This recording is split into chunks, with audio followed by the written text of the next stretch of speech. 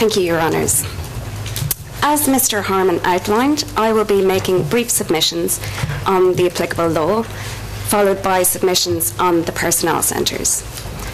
As regards the submissions on applicable law, I intend to deal briefly with statements of law in the defence brief which the prosecution disputes, or statements of law in the prosecution or defence briefs which the prosecution seeks to clarify. And I'll be dealing with my submissions in respect of Article 7.1 and Article 7.3 in turn. As regards Article 7.1, I'll be making three submissions.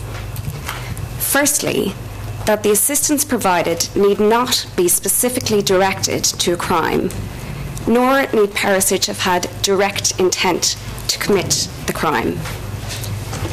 Secondly, that proof of Perišić's knowledge of precise scheduled incidents is not necessary. And thirdly, I will be making submissions on aiding and abetting by perpetuation of an environment of impunity.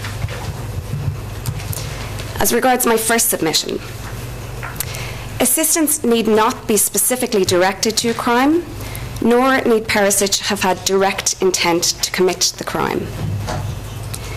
The actus reus of aiding and abetting requires only that assistance was provided and that that assistance had a substantial effect on the commission of the crime. The mens rea for aiding and abetting requires that the aider and abettor knew of the probability that a crime would occur and that his acts would assist in the commission of the crime. The defence misapplies this legal standard by suggesting or by implying in its brief that the prosecution must prove either that Mr. Perišić's acts were specifically directed towards a crime or that he had direct intent to commit the crime. For example, at paragraph 794 of the defence brief, the defence states that there is no evidence that the VJ training of the VRS was, and I quote, designed to assist or facilitate criminal conduct. The prosecution need not prove such a criminal design, either for an individual element of the assistance provided or for the totality of that assistance. Nor, once again, must the prosecutor prove that the aider and abettor had direct intent to commit the crime. Rather, the prosecution must prove that Perišić provided assistance, that that assistance had a substantial effect on the crime, that when Perišić provided that assistance, he knew of the probability that crimes would occur, and he knew of the probability that his assistance would have a substantial effect on those crimes. Turning to my second submission. Before you do that. Certainly. Now that you are the one talking about the law, Madam McKenna, would you please apply that law to the question that I put to Mr. Harman about the Afghanistan war? Your Honour, I wouldn't like to go further than what Mr. Harman said, other than to say that on the applicable law before this tribunal, the jurisprudence provides the mens rea and the actus reus are as I have just set out. Sure, but I would like to see how this would operate in the situation in Afghanistan. Because as we have agreed, the situations are identical, if I may borrow Mr. Harman's word. And there is substantial provision of arms and ammunition and soldiers by the various NATO commanders in Afghanistan. Crimes are committed there. They don't have the intention to commit crimes. They don't supply this assistance with the intention to commit crimes. But nonetheless, crimes are committed. And therefore, every commander should be held responsible for whatever crimes are committed in Afghanistan. All of them. Your Honours. By that analogy. Your Honour, I would submit that the underlying crimes with which Perišić is charged are part of a widespread and systematic attack against the civilian population, or a violation of the laws and customs of war. Once again, if in a hypothetical situation, I have painted no hypothetical situation. I've given you a situation that is existing on the ground in Afghanistan. Mine is not hypothetical. In my own opinion, Your Honour, and not being able to speak for the applicable law, the law applicable in general to the crimes in Afghanistan, in my own opinion, the crimes, any crimes committed in Afghanistan would not be part of a widespread and systematic attack against a civilian population. And therefore, again, there are crimes against humanity. Mr. Perišić is also charged with crimes against humanity. Your Honour, once again, I would prefer not to go any further than Mr. Harman. Thank you very much, Madam McKenna. Yeah.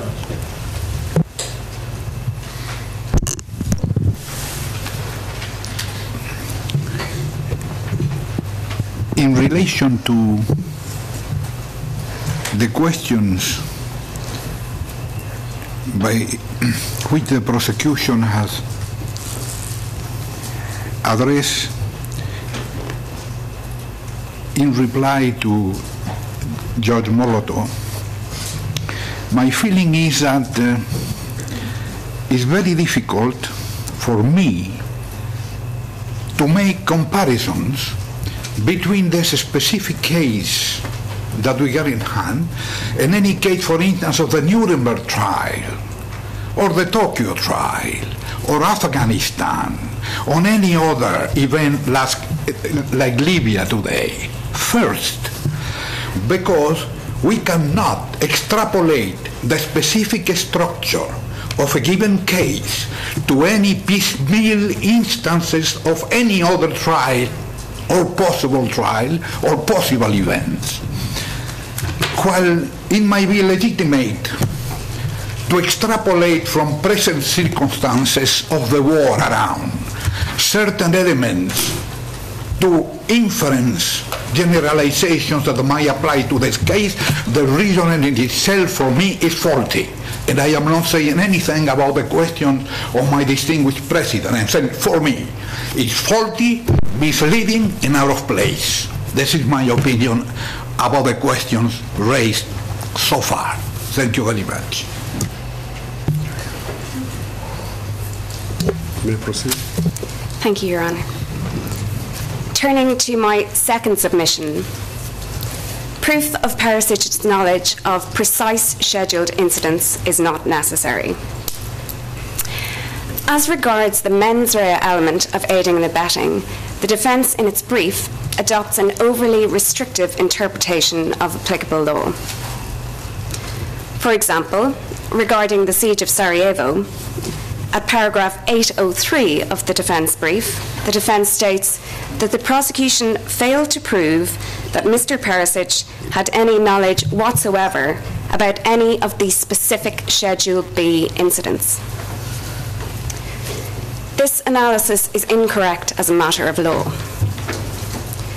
While the prosecution must show Perisić's knowledge of specific crimes, this relates to the type of crimes at issue and not the precise scheduled incidents.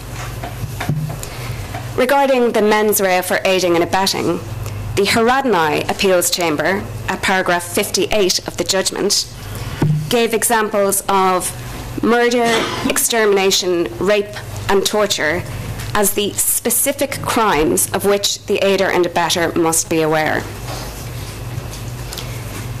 At paragraph 86 of the Simić Appeals judgment, the Chamber held that it is not necessary that the aider and abetter knows either the precise crime that was intended or the one that was, in the event, committed. So, the prosecution need not prove, for example, Perisić's knowledge that scheduled incident B6 would occur. Rather, the prosecution must establish that Perišić knew of the probability that attacks on Sarajevo's civilians, including murder and inhumane acts, would occur. Turning to my third submission, regarding the aiding and abetting by the perpetuation of an environment of impunity. At paragraph 57 to 65 of the defence brief, the defence disputes the legitimacy of aiding and abetting by omission as a theory of criminal liability. Contrary to the defence contention, aiding and abetting by omission is settled law in this tribunal, and that's at paragraph 49 of the Merksic appeals judgment. However, as Mr. Harman has set out, the form of aiding and abetting alleged in the present case is not, strictly speaking, aiding and abetting by pure omission, but rather it is aiding and abetting by encouragement. And this was a distinction made in the Burjanin appeals judgment at paragraphs 273 to 274.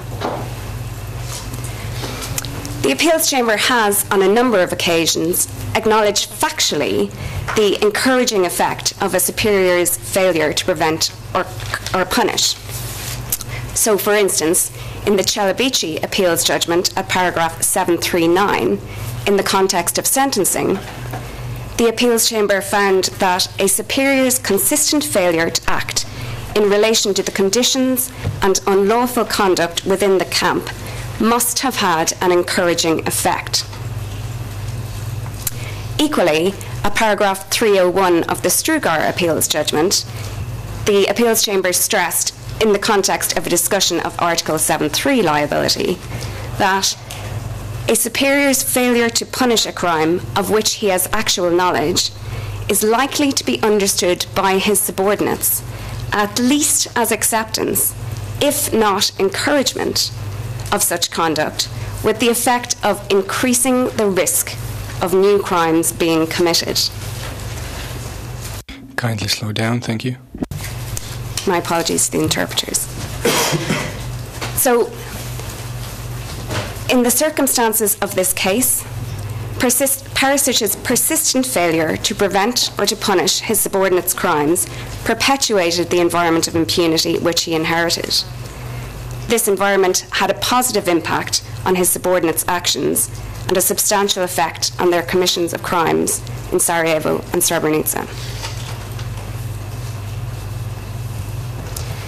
Your Honours, I now turn to my submissions on Article 7.3, and I'll be making two brief submissions, firstly regarding the existence of a superior-subordinate relationship, and secondly regarding the mens rea required for 7.3.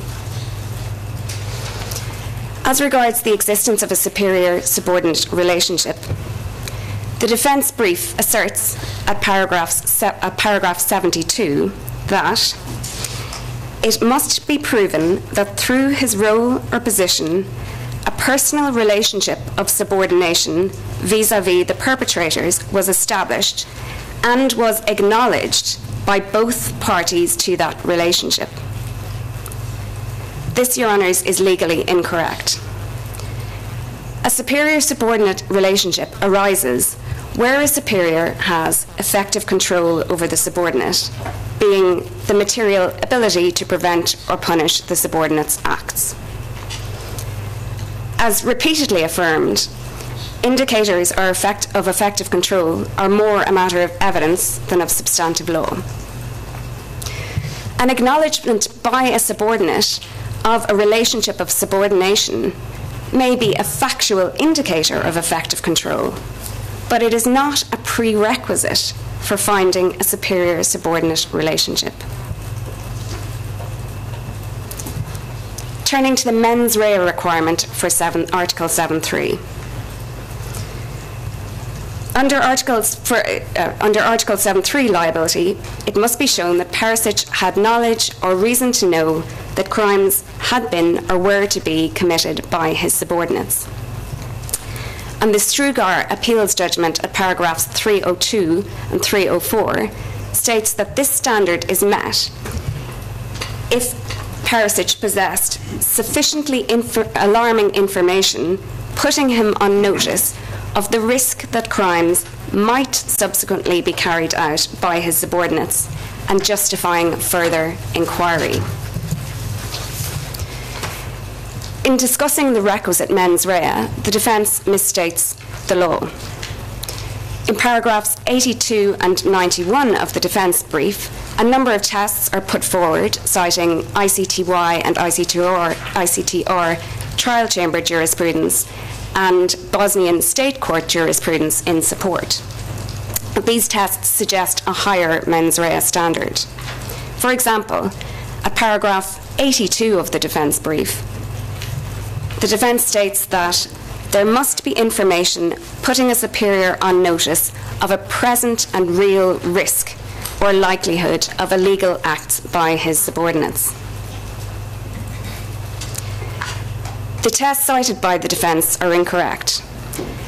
If Perišić possessed information sufficiently alarming, putting him on notice of the risk that crimes might be subsequently carried out by his subordinates and justifying further inquiry, he had the requisite mens rea for liability under Article 7.3. The defence brief at paragraph 83 states that knowledge of the commission of crimes generally is not sufficient. This point merits clarification. Paragraph 155 of the Chronoilas appeals judgment is authority for the proposition that, with regard to a specific offence, for example murder, the information available to the superior need not contain specific details on the unlawful acts which have been or are about to be committed. Rather, the information must provide general notice of the type of crimes charged.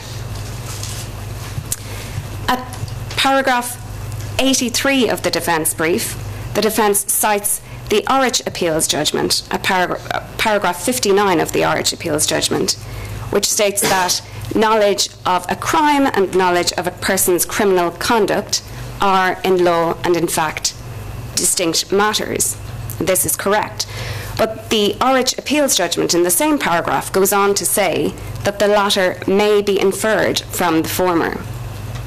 So, as with the mens rea standard for Article 7.1, Perišić need not have had notice of the precise scheduled incidents.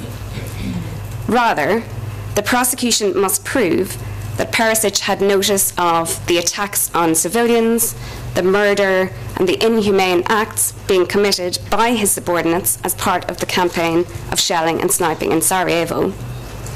And equally, the prosecution must prove that he had notice of the murders, extermination, inhumane acts and persecutions committed by his subordinates in Srebrenica.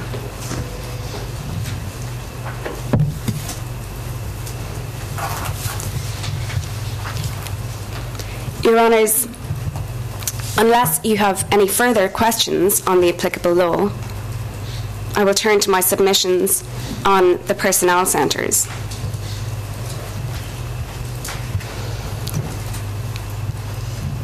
As Mr. Harman outlined, Perišić aided and abetted the crimes in Sarajevo and Srebrenica by the provision of assistance which had a substantial effect on those crimes. The first element of the assistance provided by Perišić was personnel through the 30th and 40th personnel centres. I'll be making three main submissions in respect of the personnel centres. Firstly, that the personnel centres addressed an essential need of the VRS. Secondly, that the VJ remained the ultimate arbiter of whether an individual returned to the fray from the VRS or the SVK. And thirdly, that the regulation of status provided by the personnel centres was vitally important.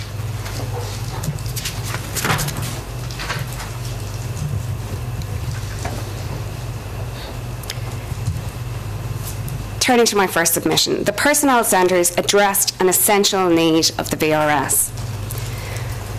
Prior to the creation of the personnel centres, the provision of VJ officers to the VRS and the SVK was ad hoc and unregulated. This created serious problems for those armies. It resulted in a drain of personnel, giving rise to both damage to combat readiness and damage to combat morale. And these problems were set out in detail in a March 1993 request from Mladic to the then VJ Chief of General Staff, Perisic's predecessor, regarding the prevention of personnel from leaving the VRS. And that's P1529 that Your Honours will see on the screen before you.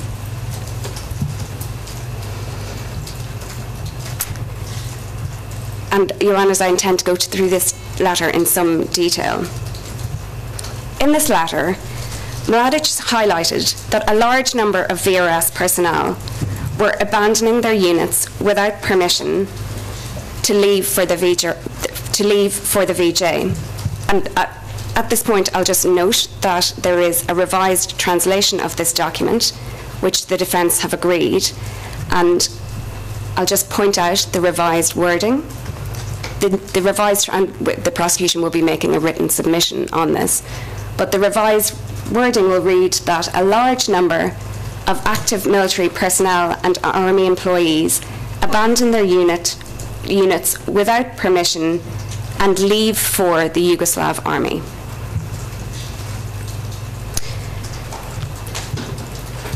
Mladic went on to emphasise that the damage stemming from this to combat readiness, especially combat morale, in the Army of Republika Srpska is multifaceted. A large number of officers in command posts with high responsibility leave units without handing over their duties, because of which units suffer losses or their tactical position is jeopardised along the front line. Troops remain uncared for and left to their own devices. Units remain without officers for an extended period. And the negative influence on morale is extremely harmful since active officers are involved. Mladic proceeded, based on the above, and in order to overcome negative consequences and maintain the necessary level of combat readiness in the units of the Army of Republika Srpska, please take the necessary measures in your authority to put a stop to the unauthorized return to the Yugoslav army of active military personnel and civilian employees who are engaged in the Army of Republika Srpska. And we say this letter is dated the 31st of March 1993. Mladic emphasised the necessity of VRS agreement prior to the return of those officers, stating, every individual request to return to the VJ will be reviewed by the relevant commands and officers of the VRS, who will issue the appropriate agreement. Among other things, your measures are necessary to prevent the admission and assignment and especially promotion of all those who return without this agreement.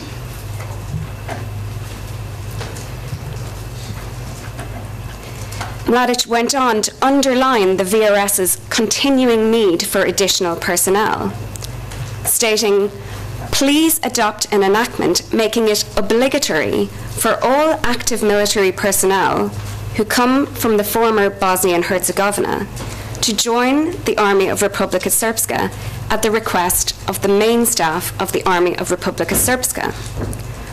All those who refuse to comply with this request must be removed from the Yugoslav army in an appropriate procedure. On this last point, he urged the termination of those who refuse to go, stating, if they are not prepared to defend their own homeland, they will not want to fight for someone else's. Finally, Radic highlighted the unequal treatment of personnel serving in the VRS in housing and status matters, and requested that subordinated commands be prevented from adopting enactments with negative status decisions for active military personnel who are engaged in the Army of Republika Srpska while they are with us. Your Honour, I note the time. The appropriate time for you? It is an appropriate time. You have a minute or two still. If you are going to another point, we can stop. I'm moving on to another point.